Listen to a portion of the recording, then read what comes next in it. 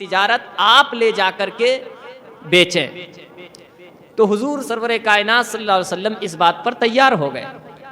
تو آپ کے ساتھ حضرت خدیجۃ الکبریٰ یعنی ملکہ عرب نے ایک غلام کو ساتھ میں کر دیا، تاکہ یہ غلام ساتھ ساتھ رہے گا اور واپسی پر حضور کے بارے میں ہمیں خبر دے گا۔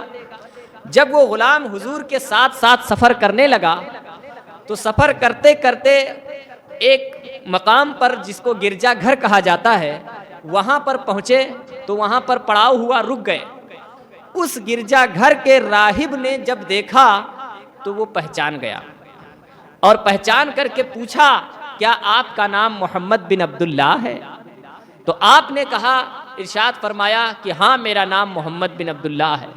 تو اس راہب نے جو پرانی کتابوں کا علم رکھتا تھا، اس راہب نے کہا کہ میں نے پڑھا ہے اور سنا ہے کہ ایک شخص آئے گا جس کا نام محمد بن عبداللہ ہوگا اور اللہ تعالیٰ 40 سال کی عمر میں اس کو نبوت عطا فرمائے گا۔ اور میں نے دیکھا بھی ہے کہ جب آپ اس راستے سے آ رہے تھے تو آپ کے اوپر کنکر سلام عرض کر رہے تھے، آپ کے اوپر بادل سایہ کر رہے تھے، تمام درخت آپ کو سجدہ کر رہے تھے اور حتیٰ کہ ہر چیز آپ پر درود و سلام پڑ رہی تھی۔ اس لیے آپ کوئی خاص انسان، آپ کوئی عام انسان نہیں ہیں، آپ کو نبوت ملنے والی ہے۔ جب یہ بات سنا تو پھر اس کے بعد ایک اور بات اس نے بتائی کہ اے لوگوں جو ان کے ساتھ میں تھے، یعنی حضرت خدیجہ کے غلام جو تھے، ان سے کہا اور کچھ لوگوں سے کہا کہ انہیں آگے مت بھیجو، اگر ان کو آگے بھیجو گے اور یہ بازار میں جائیں گے تو کفار مکہ کے پاس اچھے اچھے عالم ہیں، وہ اپنے علم سے ان کو پہچان جائیں گے، سو وہ ان کے جانی دشمن ہیں اور انہیں قتل کر دیں گے اور ان کو نقصان پہنچائیں گے۔ ایسا کرو کہ ان کو میرے گرجا گھر میں رہنے دو اور تم لوگ سارا سامان لے جا کر کے فروخت کر دو، واپسی میں ان کو پھر ساتھ لے لینا اور پھر واپس چلے جانا۔ چنانچہ غلام نے ایسا ہی کیا اور پھر وہ جا کر کے اپنا سامان بیچتا ہے اور واپس آتا ہے تو میرے آقا اس غلام کے ساتھ ہو جاتے ہیں۔ جب ساتھ میں ہو گئے، واپس حضرت خدیجۃ الکبریٰ رضی اللہ تعالی عنہا کے پاس آئے تو پھر حضرت خدیجہ نے اپنے غلام سے پوچھا، اے غلام تو بتا کہ راستے میں تو نے محمد بن عبداللہ کو کیسا پایا؟ تو غلام نے کہا کہ اے ملکہ، میں نے آج تک اس سے بڑا سفر اور اس سے اچھا سفر نہیں کیا۔ تو حضرت خدیجہ ام المومنین فرماتی ہیں کہ اے غلام کیوں اچھا سفر ہوا؟ تو وہ غلام عرض کرتا ہے، کہتا ہے ملکہ میں جب جاتا اور دھوپ میرے اوپر آتی تو محمد بن عبداللہ کی وجہ سے بادل ان کے اوپر سایہ کرتا تو میرے اوپر بھی سایہ کر دیتا، یہاں تک کہ درخت سایہ کرتا میرے اوپر بھی سایہ کر دیتا۔ میں نے دیکھا کہ آپ کے اوپر کنکر و پتھر راستے میں سلام اور درود بھیجتے ہیں، گویا کہ اور راستے بھر میں نے دیکھا کہ ان سے بڑا امین، ان سے بڑا سچ اور ان سے بڑا دیانتدار انسان کوئی نہیں ہے۔ جب یہ ساری باتیں اس نے بتائی اور یہ بھی بتائی کہ ایک راہب ملا تھا جس نے یہ کہا ہے کہ یہ انسان کوئی عام انسان نہیں ہے، یہ بہت خاص انسان ہے، 40 سال کی مدت میں اللہ تعالیٰ اس کو نبوت عطا فرمائے گا، تب حضرت خدیجۃ الکبریٰ کی آنکھ کھل گئی اور پھر انہوں نے ارادہ کیا کہ اب میں اپنا شوہر اگر کسی کو بناؤں گی تو وہ محمد بن عبداللہ ہوں گے۔ چنانچہ حضرت خدیجۃ الکبریٰ نے پہلا کام یہ کیا کہ آپ نے اپنے کچھ چچاؤں کو بھیجا کہ جاؤ ہمارا پیغام محمد بن عبداللہ صلی اللہ تعالی علیہ وسلم کے پاس لے کر کے جاؤ۔ تو جب آپ کے چچا حضرت خدیجۃ الکبریٰ کے چچا لے کر کے حضور کی بارگاہ میں پہنچے، اس سے یہ بات ایک پیغام حضرت ام المؤمنین دیتی ہیں کہ انسان عورتوں کو، لڑکیوں کو بھی چاہیے کہ اگر انہیں کوئی شخص پسند ہو نکاح کے لیے تو وہ اپنے گھر کے کسی گارجین کو ہی اپنے رشتے کے بارے میں بھیجیں، خود سے کسی سے نہ کہیں۔ یہ حضرت ام المؤمنین پیغام دیتی ہیں۔ جب حضرت ام المؤمنین کے چچا حضور کے پاس گئے تو حضور تشریف فرما تھے، پوچھا کہ آپ لوگ کہاں سے آئے ہیں اور کون ہیں؟ تو انہوں نے کہا کہ ہم خدیجۃ الکبریٰ ملکہ عرب کے چچا ہیں اور ہم ان کا پیغام لے کر آئے ہیں۔ تو جب اتنا سننا تھا تو آپ نے فرمایا کہ اگر انہوں نے اپنے چچا کو نکاح کا پیغام ان کے سپرد کیا ہے تو میں کون ہوتا ہوں اس میٹر میں بات کرنے والا؟ میری جانب سے بھی میرے چچا اس معاملے کو طے کریں گے۔ پھر گویا کہ ادھر سے ام المومنین نے عورتوں کو پیغام دیا کہ نکاح کا پیغام گھر کے گارجین سے کروایا جائے، تو ادھر سے میرے آقا نے مردوں کو پیغام دیا کہ ادھر سے بھی نکاح کا پیغام اپنے گھر کے کسی مالک کو بھیج کر کے کروایا جائے۔ لہٰذا چاہے لڑکے ہوں یا لڑکیاں ہوں، دونوں کو میرے آقا سرور کائنات صلی اللہ علیہ وسلم کی سیرت سے اس بات کو سمجھنا چاہیے اور اس کام میں ایسے ہی کام کرنا چاہیے۔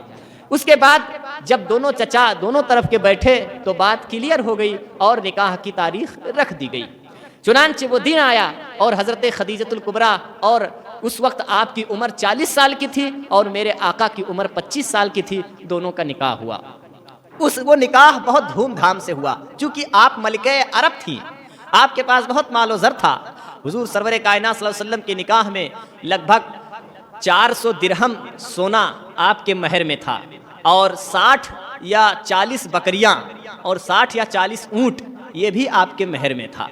اور آپ کا خطبہ ادھر سے حضرت ابو طالب اور ادھر سے کوئی اور عالم حضرت خدیجۃ الکبریٰ کی جانب سے ایک عالم، یعنی نکاح کا خطبہ 2 عالموں نے پڑھا تھا، ایک ادھر سے اور ایک ادھر سے۔ اس کے بعد جب نکاح ہو گیا اور رخصتی ہو گئی تو میرے آقا سرور کائنات صلی اللہ علیہ وسلم کے پاس کوئی پرسنل گھر نہیں تھا، چنانچہ حضرت ابو طالب اپنے چچا، ان کے چچا کے گھر میں آپ رہتے تھے، اسی گھر میں آپ نے وظیفہ زوجیت عطا فرمائی، اور لگ بھگ ان کے گھر میں 40 سال تک رہے، 40 دن تک رہے، 40 دن آپ اور آپ کی بیوی اس گھر میں رہی، اور کچھ روایت میں آتا ہے کہ اپنے چچا حضرت امیر حمزہ کے گھر میں رہی، لیکن زیادہ بہتر قول یہ ہے کہ اپنے چچا ابو طالب کے گھر میں رہی۔ چنانچہ 40 دن کے بعد حضرت خدیجہ عرض کرتی ہیں، یا رسول اللہ، ایسا کرتے ہیں کہ ہم کوئی کرائے پر دوسرا مکان لے لیتے ہیں، ہمارے چچا کی مالی حالت درست نہیں ہے، اس لیے کسی کو زیادہ تکلیف دینا یہ مناسب نہیں ہے۔ ان کے گھر میں 40 دن ہو گیا، اب ہم لوگ دوسری طرف ہجرت کرتے ہیں اور دوسرے گھر میں جاتے ہیں۔ چنانچہ آپ اور آپ کی محبوبہ دونوں نے ایک گھر لیا اور پھر پرسنل گھر میں آپ رہنے لگی۔ اس وقت حضرت خدیجۃ الکبریٰ رضی اللہ تعالی عنہا نے جب دیکھا کہ حضور کی بھی مالی حیثیت زیادہ بہتر نہیں ہے، تو آپ نے سب سے پہلا کام یہ کیا کہ آپ کی ملکیت میں جتنا مال تجارت تھا، یعنی جو بزنس ان کے ملکیت میں چلتی تھی، وہ سارا مال اکٹھا کیا اور اکٹھا کر کے حضور کے قدموں میں رکھ دیا اور کہا، یا رسول اللہ، آج تک میں ملکہ عرب کہلاتی تھی اور یہ سارا خزانہ میرا تھا، لیکن آج سے میں آپ کی مخدومہ ہوں، آپ کی میں خادمہ ہوں اور آپ میرے مخدوم ہیں۔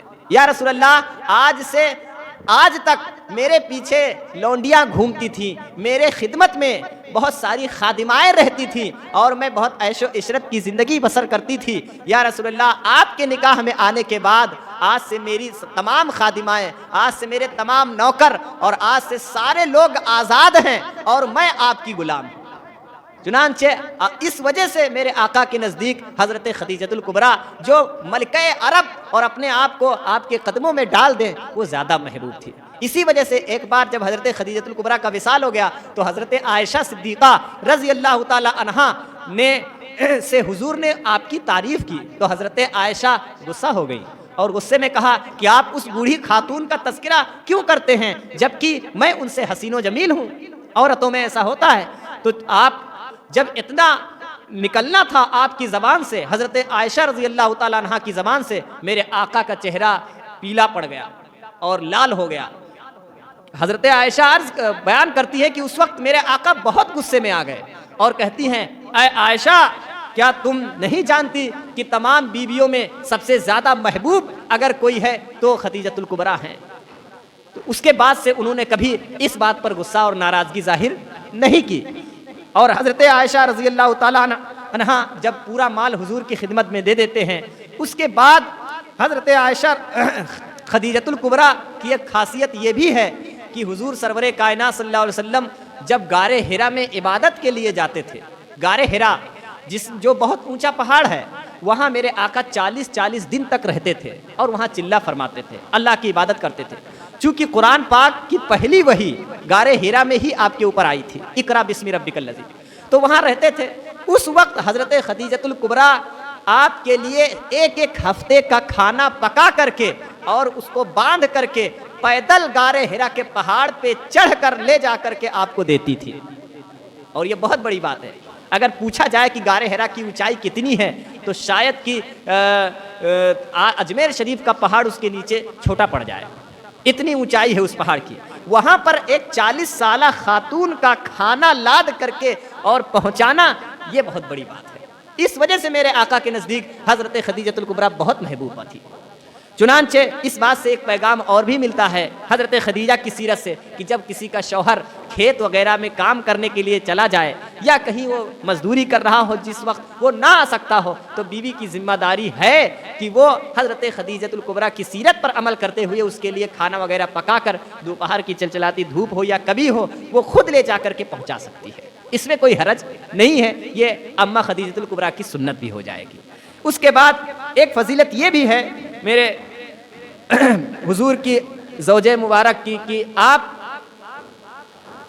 رضی اللہ تعالی عنہا جب وحی کا زمانہ ختم ہوا اس کے بعد آپ کی 2 مائیں تھیں. حضور کی 2 ماں تھی. ایک حقیقی ماں جس کو حضرت سیدہ آمنہ کہتے ہیں، اور دوسری ایک ماں جنہوں نے دودھ پلایا تھا جنہیں حلیمہ سعدیہ کہتے ہیں. تو حلیمہ سعدیہ ماں شریک، دودھ شریک ماں ہیں. انہوں نے آپ کو دودھ پلایا تھا حضور کو. چنانچہ جب حضرت خدیجۃ الکبریٰ آپ کے نکاح میں آئیں تو حضرت حلیمہ سعدیہ کے گاؤں میں قحط پڑ گیا اور سوکھا پڑ گیا، لوگ بھوکے مرنے لگے. تو حضرت خدیجۃ الکبریٰ کو یہ بات پتہ چلی کہ اس گاؤں میں قحط پڑ گیا ہے. چنانچہ انہوں نے حضور سے عرض کی یا رسول اللہ، اس گاؤں میں قحط پڑ گیا ہے اور میں چاہتی ہوں کہ آپ کی ماں دودھ شریک ماں جو ہیں ان کو اپنے گھر بلاؤں اور میں ان کی خدمت کروں. چنانچہ حضور نے آپ کو اجازت دے دی اور آپ کو وہاں سے بلوا لیا. جب حضرت حلیمہ سعدیہ آپ کے گھر آتی ہیں تو تاریخ میں آیا ہے کہ حضرت حلیمہ سعدیہ کی ام المومنین خدیجۃ الکبریٰ نے اتنی خدمت کی کہ تاریخ اس کو بیان نہیں کر سکتی. بہت خدمت کی اور وہ کہتی تھی میں رشک کرتی ہوں کہ مجھے آپ جیسی ساس ملی.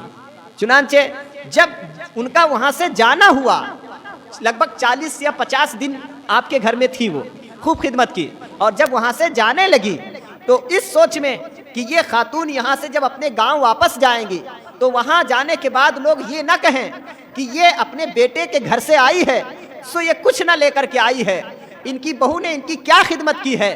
تو اس وقت حضرت خدیجۃ الکبریٰ نے 10 اونٹ اور 10 اونٹ پر لدا پورا گلہ اور 40 بکری اور سونا چاندی اور ڈھیر سارا درہم و دینار آپ کے سپرد کر دیا تاکہ آپ جب یہاں سے جائیں اور اپنے گاؤں میں پہنچیں تو لوگ دیکھیں کہ ہاں یہ اپنے بیٹے کے یہاں سے آئی ہے تو کچھ لے کر کے آئی ہے. کوئی تانا نہ دے میرے سرکار کو کہ ان کے بیٹے نے انہیں کچھ نہ دیا. چنانچہ حضرت خدیجۃ الکبریٰ رضی اللہ تعالی عنہا کی جانب سے یہ پیغام بھی ان عورتوں کے لیے جاتا ہے کہ اگر ساس کی خدمت کرنا اگرچہ عورت پر فرض واجب نہیں ہے لیکن حضرت خدیجۃ الکبریٰ کی سنت ضرور ہے. اس لیے انہیں چاہیے کہ ان کے پیغام پر اور ان کی سیرت پر عمل کرتے ہوئے انہیں اپنا فرض ضرور سمجھیں اور اپنی کامیابی کا راز ضرور سمجھیں. اللہ تبارک و تعالیٰ سے دعا ہے کہ اماں خدیجۃ الکبریٰ کے صدقے تمام عورتوں کو ہدایت عطا فرمائے اور ان کی خیرات و برکات بھی ہمیں عطا فرمائے.